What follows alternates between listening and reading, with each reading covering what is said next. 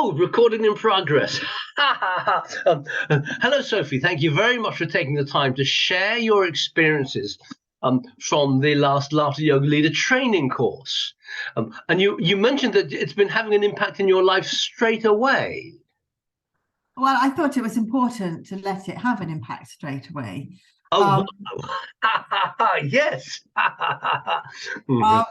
Um, yeah, I felt so good following those 2 days we spent in that group that I thought, when I wake up in the morning, I want to start embracing this. And I felt it's a practice you want to keep, perpetuating and working on. And so because I'm someone who does a bit of laughter yoga every morning, a bit of yoga every morning, I've started incorporating a bit of laughter yoga into my yoga. So I sit on my mat. Fantastic. And I just allow myself to laugh a bit and see where it goes. Wow. That I think is a result. When you say you allow yourself to laugh a bit, so you mean you just breathe in and go ha ha ha ha ha ha? That's that. Do you mean? I suppose that is what I mean. Fantastic. I do a quick neighbours alert check first, and I do it because my walls are quite thin. I can hear them laugh, so not that it would be a bad thing that they could hear me laugh, but if you're sat in your room by yourself laughing for quite a sustained period, they might wonder what was going on. I do it after my sons have gone to school, although part of my plan is very much to bring laughter yoga to them, practice to them as well. Very nice. So yeah, I just do some deep breaths and I look out of the window, I stretch my arms up and I just go ha ha ha ha ha ha ha ha ha ha ha, as we did on our course. And fantastic. What do you notice? What difference do you notice by incorporating this in your life? I guess it'd be good to do a repeat video in a month, because obviously it's only been a short time. But so many things you said to me, Joe, in the course of the course, really resonated. And one was, just the simple impact of smiling. Yes. It makes me feel really nice. Yes. And the fact that, we can choose how we want to respond to what's around us. Yes. So I might be thinking, oh, I start work at 9 o'clock. And I've got a really long meeting at 9:30. And I don't know what I'm going to cook my boys for tea. And it's raining outside. And it's just amazing what follows. What does tend to follow? He says, "I'm follow on question." Boom. Sorry. Don't put me on the spot. Well, I think a bit more laughter follows. I become a bit more conscious of where it's moving around me, and Very nice. I did on the course was thinking, how you can, when you naturally laugh, your shoulders can shake. So allowing some of that to happen. Yeah. Being conscious of where it is in my abdomen, around my belly. Yes. I've actually, since your questions are prompting me to remember that I've been doing it standing up and sitting down and with my legs crossed and lying down, because you can laugh anywhere, right? It's yes. Yeah. Fantastic. Wow. Sophie, this is not that I had any expectations, but this interview, this chat is definitely exceeding them. It's fantastic. Well, no, from my point of view, it's fantastic. To run the course and then find that you've really embraced it. And for me, part of the point of the course is for us to find the ways of incorporating it in our daily life, and notice what difference it makes. Because if we find it makes a nice difference, and it tends to be tend to be sort of quite self-motivating and easy for us to keep it going. And kind of sort of listening to what you've been saying, I kind of guess that that's kind of your experience at the moment. Yeah, I think one of the things that really struck me about the course was the way you encouraged us to be present. Yes. It's something I have been for the last year very consciously bringing into my life. Very nice. I don't know if I'm allowed to say very consciously, because I know there's that tension between doing stuff and just doing stuff. But being present, as you know, Joe, I chose to leave my job and see where life took me. Yes. Part of what I wanted to achieve through doing that was being. And I did this big post-it exercise to help me decide whether it was sensible to leave my job or not. And I had all the things I wanted to do and the things I was afraid would happen if I left. And I had one post-it that said, well, be a failure and never be able to do anything again. But on the others, I had breathe, stretch, be present, enjoy, move, laugh. And so I have been present. And for me, that has been a really important part of that, has been having half an hour on my yoga mat every morning and sometimes every evening. So on the course, you showed us to be present and allow ourselves to start moving and to see what happened. Yes. So it felt like a reasonably natural progression to bring laughter into that. Very nice. Space. Very nice. Very nice. Because actually, all the things you said that you've written on your post-it notes about,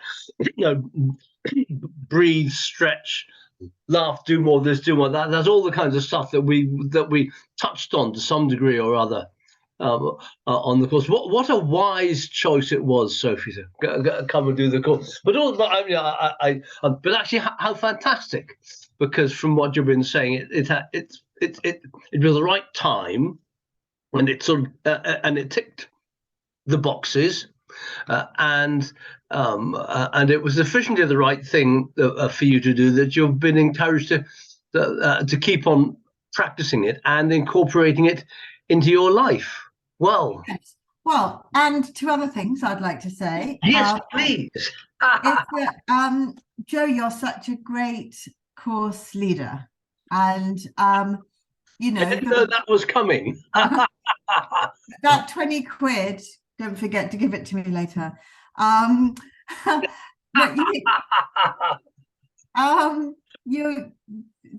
Your manner and your way of being are very persuasive, in the sense that it feels to me that you really embody the values that you talk about on the course, and I felt that I benefited from seeing that in action. And I was thinking, should I want to go on and be a bit of an instructor, as you do, but certainly to kind of back up, my belief in life, which is kind of leading by example and trying to be a good, kind, decent person, because why wouldn't you try and be? Yeah. Now, I feel that to develop my own laughter practice is really important if I was going to be able to convincingly and what's the word I'm looking for, authentically demonstrate to others what I want them to do. And I've got two teenage sons, and one suffers quite a lot from anxiety, and I can see that he would really benefit from some kind of laughter practice, but he's not going to be persuaded by it if I can't fully demonstrate myself the benefits, kind of show him how to do it. So I suppose it's fair to say that, unlike some courses I've been on, and I've been on a course in nearly everything, I really did come away thinking, I want to make this real. I want to make it part of my life. I feel really inspired to do that. And fantastic. That's a little bit credit to you, I would say.